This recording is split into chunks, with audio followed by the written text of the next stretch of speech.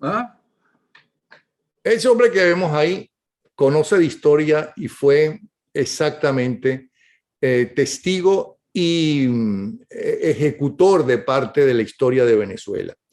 Nació cuando Hitler llegó al poder, nació en la época de Juan Vicente Gómez, vivió parte de esa dictadura, luego López Contreras, Medina, la llamada Junta Revolucionaria, se metió de revolucionario, pero revolucionario copellano cuando era muy joven, llegó a ser viceministro del Interior, fue presidente de la Comisión de Enriquecimiento Ilícito, fue director del Consejo Supremo Electoral, fue presidente, el gobernador encargado de Margarita. Dije que fue viceministro de Relaciones Interiores, sí.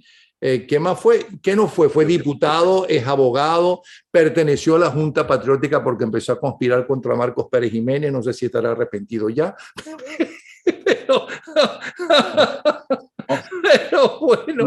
Pero bueno. No, ¿y tú sabes por qué? Porque los 40 años que vinieron después de Pérez Jiménez han sido los mejores años de la historia de la República. Bueno, y los de mayor crecimiento, Él es Enrique Aristigueta Granco, abogado y político.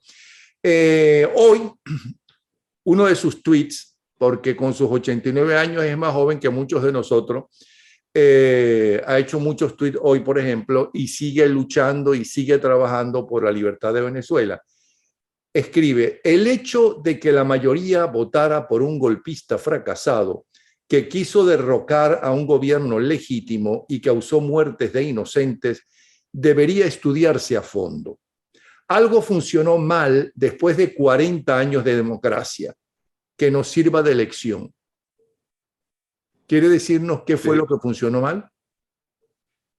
Bueno, funcionó mal que la gente después votó mayoritariamente en una elección limpia por ese golpista fracasado llamado Hugo Chávez Frías, con quien comenzó la destrucción de la República. Algo funcionó mal allí para que la gente, a un tipo que trata de derrocar un gobierno legítimo, que causa una serie de muertos, ¿verdad? Que lo que quería era ser dictador, como en efecto lo demostró, la gente leyera su voto. ¿Y qué cree que funcionó mal? Es la pregunta. Bueno, porque golpista por golpista son muchos los golpistas, desde Rómulo Betancourt y Carlos Andrés Pérez y Gonzalo Barrios, que participaron en el golpe del 45, ¿no? Ellos fueron golpistas, ¿no? Luego, golpista en cada gobierno democrático siempre hubo una intentona de golpe. Que fueron fracasados. O sea, que golpista, ¿no? Yo creo que es medio país. Pero lo que nos interesa es qué funcionó mal para que no se vuelva a repetir. Yo creo que faltó madurez en el electorado, porque había un candidato alterno que hubiera sido muchísimo mejor. Faltó madurez, ¿comprende? Al votar por un individuo que venía de tratar de destruir el sistema democrático, de derrocar a un presidente legítimo que era un hombre decente, y bueno, que después lo hacen preso y inexplicablemente. Pues, pero quien derrocó a un presidente legítimo fue Acción Democrática cuando saca del poder, entre otros, Acción Democrática, y con su voto mayoritario lo saca de poder a Carlos Andrés Pérez. El partido se portó muy mal con Carlos Andrés. El partido se portó canallamente con Carlos Andrés. Eso no es justo. Carlos Andrés fue un buen presidente y era una buena persona. Y no era deshonesto. Mira, ninguno de los presidentes de la democracia se robó un centavo, Napoleón. Tendrían otros. ¿Y quién entonces se robaba los centavos? Ninguno salió millonario de la presidencia de la República. Ok, me consta. Pero ¿quién eran los que se robaban que usted tuvo que ejercer la presidencia de la Comisión de Enriquecimiento Ilícito? ¿Por qué hacen? Si no se roba, si no había grandes cantidades de robo, ¿por qué se hizo esa comisión? Esa comisión existía ya en la ley cuando fue derrocado Pérez Jiménez. Y por esa comisión pasaron, en un primer término, todos los jerarcas del perejimenismo que se habían enriquecido ilícitamente. Y esa comisión siguió funcionando hasta que luego hubo un cambio en el sistema judicial y crearon entonces una jurisdicción especial en los tribunales, que era la jurisdicción del patrimonio, ¿verdad? De vigilancia del patrimonio, y se acabó esa comisión. Pero lo que te quiero decir, tú te has remontado al año 45, y yo estoy de acuerdo contigo en que el 18 de octubre fue indudablemente una injusticia que se cometió. Fue un golpe militar apoyado por Acción Democrática, eso fue lo que fue. Pero no quiero ir del pasado, eso fue un golpe perfecto. Lo que quise decir que por golpista muchos han sido golpistas. El Betancur del 45 no es el Betancur del 58, no, ni mucho menos. O sea, yo no quiero hablar de... Lo que quiero saber es por qué la gente estaba tan disconforme, tanto con Acción Democrática como con COPEI, los dos partidos que hicieron que surgiera una enorme clase media, que bajara muchísimo la pobreza en Venezuela, ¿no? Que una revolución, porque hubo una revolución educativa y una revolución de casas populares y demás. ¿Qué pasó después? ¿Por qué la gente se sintió traicionada por esos partidos? Para que no se vuelva a repetir, porque lo que yo estoy viendo es que en América Latina toda, ¿no? América Latina toda, inclusive en los dos países que estaban creciendo mayormente en América Latina, Chile por un lado y ahora Colombia, mire lo que pasó. Entonces, ¿en qué se equivocó? No el pueblo. ¿Por qué el pueblo se siente olvidado? ¿Por qué no quiere saber de la dirigencia política tradicional? ¿Por qué no quiere saber de los partidos políticos tradicionales? ¿Qué cree usted que está pasando para que se mejore, para que lo cambien y para que este caos no continúe? Es que yo creo que la democracia tiene que repensarse. Lo digo, lo he dicho muchas veces. Entiende una cosa, Napoleón, la democracia es una rareza en el tiempo y en el espacio. Si tú analizas el pasado del hombre sobre la tierra, desde que fue organizándose en naciones, la democracia la tuvimos en Grecia y después en Roma durante una temporada y desapareció, y reaparece después de la Revolución Americana, de su independencia, de la Revolución Francesa, ya cuando la humanidad ha evolucionado muchísimo, ya ha superado la Edad Media y el Renacimiento y todas esas cosas. ¿Por qué? Porque la democracia, que sin duda es el mejor de todos los sistemas, o el menos malo, o el peor, como decía Churchill, si se exceptúan todos los demás, la democracia es escasa. Es escasa. Y cuando estaban en su apogeo, que América Latina casi todos tenían regímenes democráticos, y en Europa, en África no existía, ni en Asia existía. La mayor parte de los habitantes del mundo no estaban viviendo en democracia. La democracia es un privilegio, a mi juicio, del mundo civilizado. Hoy en día está en crisis. Está en crisis y tiene enemigos, pero lo grave es que tiene enemigos internos que se valen del sistema que ella misma establece para destruirla. Y la gente no entiende eso, o los dirigentes no entienden eso, y no han pensado que eso hay que evitarlo, porque eso ocurrió ya en Alemania en 1933, cuando Hitler ganó las elecciones abrumadoramente, formó un gobierno y luego acabó. Lo primero que hizo fue acabar con la democracia. Sí, pero en aquella Alemania, ¿no? En el momento en que Hitler llega, él se aprovecha de la enorme crisis que había y la enorme molestia, por no decir la grosería, que es la más adecuada, que tenían con los franceses, porque al perder la Primera Guerra Mundial, ¿no? Los acuerdos y lo que le hacen a los alemanes es que los humillan. Entonces no fue un acuerdo realmente político, diplomático, pero en el caso de América Latina, concretamente de Chile y de Colombia, ahí está. Eran países que estaban creciendo como ningún otro en América Latina, y entonces la gente le da la espalda a los gobiernos democráticos y se empeñan en unos flautistas de Amelín, que parece que por lo menos el de Chile no está resultando muy bueno, que digamos. No hablemos de Perú. No hablemos de Colombia todavía. No hablemos de Colombia todavía, porque ese es el más peligroso, porque es inteligente. Entonces, vuelvo a la pregunta. Ok, usted dice que hay que repensar la democracia. ¿Qué siente usted que hay que cambiar en la democracia? si el Venezuela logra liberarse de esta banda, no de políticos ladrones, yo creo que es una banda de delincuentes que nada tienen que ver con la política, que ni siquiera les importa un comino, ni el pueblo, ni el marxismo, ni el izquierdismo, ni el capitalismo, sino el negocio. El negocio.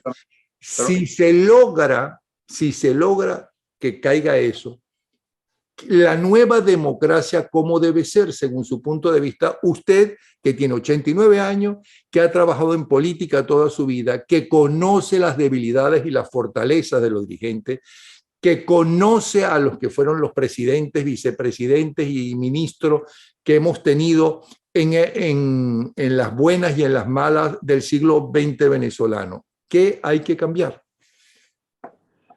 Mira, no te olvides una cosa, que siempre la gente no ve colmadas todas sus aspiraciones ni sus esperanzas en un gobierno en un periodo de 5 años.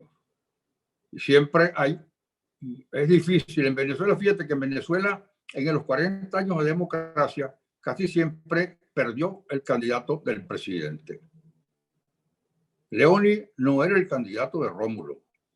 El candidato de Rómulo era otro, pero el partido le impuso a Leoni. Cuando Leoni termina, gana el doctor Caldera, que es el candidato de la oposición. Cuando Caldera termina, le gana Carlos Andrés, que es el candidato de la oposición. Cuando termina Carlos Andrés, gana Luis Herrera, que es el candidato de la oposición. Cuando termina Luis Herrera, viene Lucinchi, que es el candidato de la oposición. Y cuando vuelve Carlos Andrés Pérez, no es el candidato de Lucinchi. Ahí nunca el ganador fue candidato del presidente saliente y generalmente era del partido opositor. Eso te indica indudablemente que la gente no estaba satisfecha con la labor de cada presidente que fue pasando. Eso era justo, eso era injusto, pero no lo sé. Pero lo que hay que evitar no es la alternabilidad, lo que hay que cortar no es la alternabilidad. Lo que hay que tratar de cortar y prevenir de alguna manera es que los pillos, los locos, los maleantes, los asesinos lleguen a la presidencia de la República. Porque claro, de repente tienen muy buen verbo, de repente representan una figura popular y la gente se va detrás de ellos porque el voto es más emotivo que racional. Y eso es inevitable. Ahora, tú no puedes evitar, es decir, ¿cómo haces tú para filtrar los electores? No puedes filtrar los electores. No, lo que hay que filtrar son los pillos, ¿no?, que hay en todo partido político, como en todo club, como en todo grupo de gente. Eso es lo primero que hay que evitar. Espérate, pero es que hoy en día hay recursos que antes no existían para saber si un candidato que se está pintando, se está promoviendo como un hombre excepcionalmente honesto y capaz, está mintiendo y que lo que quiere es convertirse en un dictador y forrarse de dinero y mandar el país al diablo como hizo Hugo Chávez. Pero Enrique, ahora menos que nunca se puede hacer eso. Ahora nadie sabe qué es la verdad ni la mentira. Nunca se sabe cuál es la noticia verdadera o cuál es la noticia falsa. Ahora con los nuevos medios, ¿no?, cualquiera puede denunciar con verdad o con mentira a otro, que puede defenestrar a cualquiera. Ahora menos que nunca se sabe cuál es la verdad. Perdóname, pero tú por lo menos sí puedes determinar si el tipo que está aspirando a la presidencia realmente está diciendo la verdad en su oferta electoral. Si realmente es un tipo honesto y no es capaz de robarse un centavo. Pero es que prometen una cosa y después nada nuevo, por cierto, y después no la hacen o hacen todo lo contrario. Pero tú no crees que hoy en día la técnica y la tecnología nos dan ciertas armas como para filtrar eso. No, yo creo que es por al ejemplo, revés. Fíjate un detalle, Napoleón. En Venezuela, por lo menos durante la democracia, para ser policía había que tener bachillerato. Ya, ¿no? Y para presidente de la República era venezolano mayor de 30 años de estado seglar. Más nada. Venezolano por nacimiento, mayor de 30 años de estado seglar y no tener otra nacionalidad. Entonces, tú no le puedes pedir más requisitos a un candidato político que a un candidato presidencial. Bueno, que ni siquiera eso, porque resulta que Maduro, ¿no?, es colombiano y ahí está. Maduro tiene doble nacionalidad. Donde quiera que él haya nacido. Según la Constitución, no podía, un presidente no puede tener doble nacionalidad. El problema no es dónde nació. Él puede haber nacido en la Plaza Bolívar de Caracas, ¿verdad? O al lado, o en la Casa Amarilla. pero su mamá era colombiana y eso nadie lo niega y eso lo sabe todo el mundo. Era una señora honorable, trabajadora, trabajaba en el Seguro Social, la jubilaron y fue excelente persona y excelente trabajador, pero le transmitió la nacionalidad colombiana a su hijo. Ahora cuando eso se estaba discutiendo en la opinión pública, yo recuerdo algunos políticos de nuestra democracia, bueno, eso es irrelevante. Pero ¿cómo que es irrelevante una disposición constitucional que permite eso, chicos? ¿Pero qué es eso? Eso falta seriedad en primer lugar. Entonces, ahí fallaron los sistemas ¿qué te digo? Faltó el deseo de cumplir la Constitución, pues punto, ¿verdad? Punto. No hay más. El problema es dónde nació. No, y el poder, y que los otros poderes, ¿no? No existen prácticamente. Que quien maneja los poderes es el que está en Miraflores. Eso ha sido así, pero no todo el tiempo durante la democracia. Betancourt tuvo un congreso en contra. Leoni tuvo un congreso en contra. Tenía que pactar para aprobar las leyes. Caldera no tuvo tampoco el congreso a su favor. Tenía que pactar para las cosas que requerían mayoría. Y así sucesivamente. El único que sacó una mayoría abrumadora fue Carlos Andrés Pérez en sus 2 elecciones. Y en la segunda elección, oye, yo no entiendo. Es vergonzoso que el Partido de Acción Democrática haya sacado el taburete a Carlos Andrés, lo haya tirado al estricote, ¿comprendes? Únicamente porque la gente estaba entusiasmada con Hugo Chávez y creía que era muy bueno que lo hubieran tumbado. Porque tú no puedes actuar así. ¿Y por qué era muy bueno que lo hubieran tumbado? Porque le estaba quitando el poder absoluto al partido. Así es. Entonces, esas cosas... Entonces, ¿qué es lo que hay que cambiar en la democracia? Que si hay una democracia en Venezuela, según su punto de vista, ¿cómo debe ser realmente? Pero algo que sea ejecutable. ¿Tú no crees que se pueden filtrar los candidatos? Hacer un filtro. ¿Tú no crees que se pudiera hacer un filtro? Hoy en día que ha adelantado tanto la psiquiatría y la tecnología y hay polígrafos y esas cosas. Pues, si yo paso... No toque la psiquiatría, no toque la psiquiatría porque la mayoría de los dirigentes políticos en el mundo tienen graves problemas de narcisismo porque si no, no llegan. No todos los narcisistas son malos ni hacen malas cosas, pero los peores, los más dañinos que han llegado a ser dictadores son grandes narcisistas. Narcisistas, o sea, tienen un ego exagerado. Sí. Que el político tenga su ego, eso es comprensible. Ahora, recuerda que el libro, esos enfermos que nos gobernaron, bueno, ahí está todo dicho. Sí, pero señor, entonces, si usted lo dice, usted tiene experiencia en eso. Se puede filtrar buenos candidatos. Los partidos políticos tienen capacidad para que sus diferentes opciones de candidatos, ¿no?, se reduzcan y el candidato sea una persona realmente honesta, con principios, con valores y que lo que ofrece está en base a estudios de cosas que se pueden realizar. Mira, yo lo que sí creo que se puede hoy en día con la tecnología es determinar si está mintiendo o está diciendo la verdad. Si él se está vendiendo como un hombre probo, como un hombre capaz, como un hombre digno, como un respetuoso de la democracia, y tú lo metes en un polígrafo, sale que está mintiendo.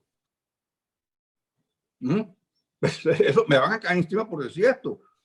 Pero es que de alguna manera tiene que haber, chicos, de filtrar, que no se meta tanto loco a ser candidato presidencial. No entiendo porque ahí está Petro, que fue como gobernador o alcalde, no sé cómo se llama, es en Colombia, fue malo, ¿no?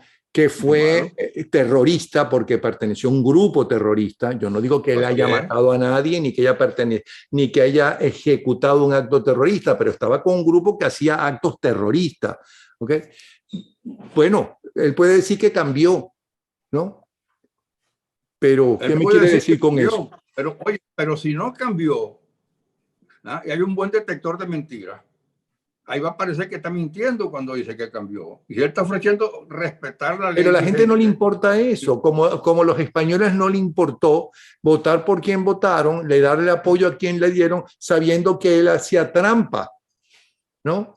Como estudiante. Entonces, no, eso no les importa. Lo que, si usted dice que todo que yo creo que la gente no es con el corazón más bien, sino con la conveniencia, porque la gente debe pensar, bueno, estos políticos están ahí, ¿no? Para que se encarguen de la administración y que yo pueda tener una vida mejor, para que organicen el país, para que vivamos mejor, cada vez mejor, que era lo que yo creo que sentía el pueblo venezolano en los primeros 10, 15, 20 años de la democracia venezolana, que el país crecía, que de paso también creo que lo sintió con Pérez Jiménez, porque con Pérez Jiménez, ¿no?, la economía era una maravilla.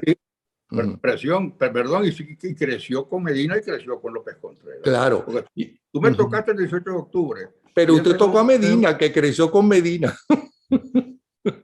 Mucho, mucho. Es que mi familia era medinista, mi papá era medinista, y mi padrino de bautismo era medinista porque había sido compañero de Medina en la escuela militar y se habían graduado juntos. Y justifica el golpe del 45 y era toda la familia medinista. El golpe del 45 tiene una explicación que yo creo que a la gente se le ha pasado inadvertida. El golpe del 45 se pudo y se estaba evitando. Porque ¿qué ocurría? En el golpe del 45, en la calle, en los mentideros políticos, había dos candidaturas posibles, la del gobierno de Medina y la candidatura de oposición que iba a recaer sobre el general López Contreras.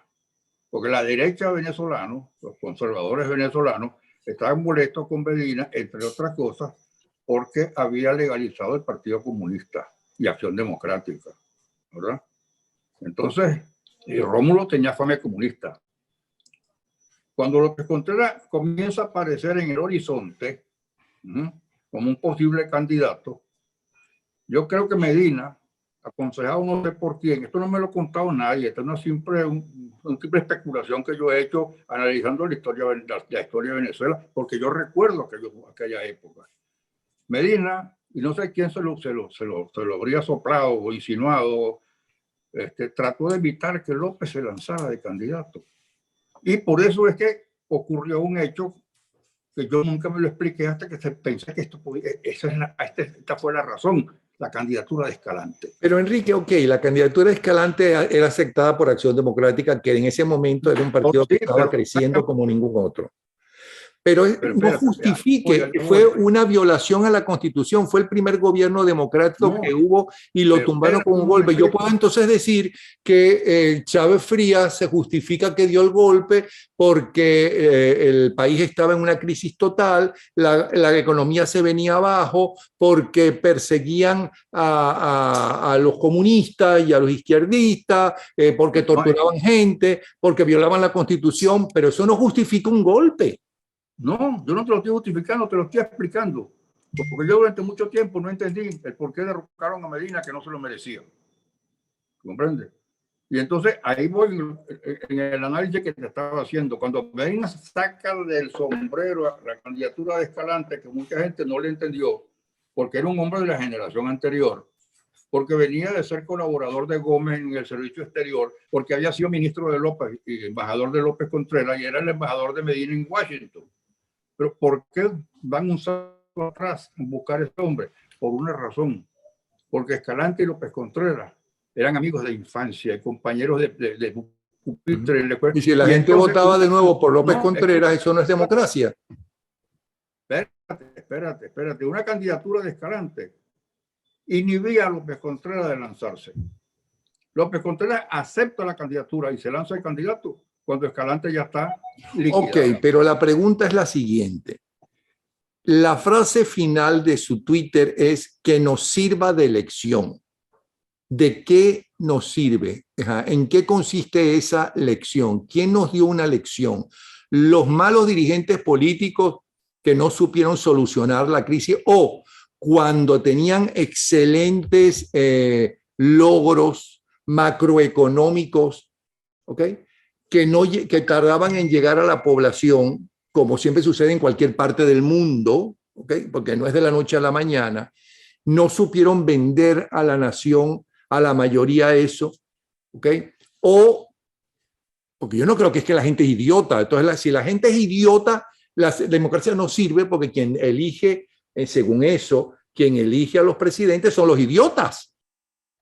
Eso es lo que me quiere decir. Mira, yo no te estoy diciendo que la mayoría es idiota, pero yo sí te puedo decir que la mayoría es más emotiva, es emotiva en general. Y votan, mira, por el que les impresiona más y le ofrecen más muchas veces, sin hacer mucho análisis, porque tú no puedes reducir el voto entonces a un grupo de señores ilustrados nada más, y grandes profesionales de cualquier tipo. El voto tiene que ser directo. La democracia venezolana cuando se inicia en el 1830, pues una democracia limitada en la cual votaba muy poca gente. Bueno, la griega también, que habló bien de la griega, también era limitada. Perdón, el año 30, cuando Páez, cuando la hegemonía de Páez, que fueron unos gobiernos serios, honestos, buenos gobiernos, y ese camino lo destruyó Monagas. Pero en todo caso, el voto en esa época, que sí se respetaba, pero era un voto muy reducido, porque el voto primario era hombres mayores de edad que tuvieran una profesión o que tuvieran una renta anual de cierta cantidad. Enrique, le he preguntado como 5 o 6 veces y no me ha contestado. ¿Qué lección tenemos que aprender? ¿Qué lección tenemos que aprender? Primero que todo, que tú no puedes soltar a delincuentes. Y no puedes permitir que los delincuentes sean candidatos presidenciales. Y no puedes permitir que los tipos que tienen graves problemas emocionales sean candidatos presidenciales. No lo puedes permitir. ¿Y cómo se evita eso en una democracia? Ahorita poniéndose de acuerdo y creando un cuerpo de leyes que permite ese filtro. Y yo sé que se corren muchos riesgos, pero hoy en día hay tecnología suficiente como para que eso pueda funcionar. Porque, mira, si en Colombia hubiera existido eso, Petro no llega a la presidencia. Petro es un hombre que tiene infinidad de problemas mentales y emocionales y además es un tipo, es un delincuente. Y el de Perú es un débil mental. Y el de Chile tiene que tener una falla también de personalidad. Sí, pero eran democracias y la mayoría votó por esa gente porque nunca creyó eso que está diciendo usted. La democracia no es para elegir el peor. La democracia es para elegir el mejor. Y el mejor tiene que ser un tipo sensato, capacitado, ¿verdad? Honesto. Y eso hay manera de tratar por lo menos de determinarlo. Pero fíjense una cosa, es que el problema de la democracia es que sus enemigos están en la propia democracia y en las propias leyes. Primero, como es una democracia, todo el mundo tiene derecho a participar, ¿ok? Entonces, como una democracia, ¿no? A menos que estén haciendo actos de terrorismo, entonces hasta el Partido Comunista y hasta los anarquistas podrían participar y tener su propio partido, ¿ok? Porque es una democracia, en una dictadura no. Claro. ¿Cómo usted evita eso siendo una democracia? Aquí vamos a otra cosa. ¿Cómo? No lo escuché.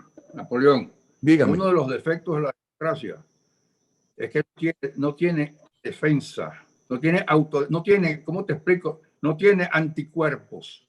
No tiene anticuerpos. Se le cuela un vacilo de eso, ella infecta y la destruye.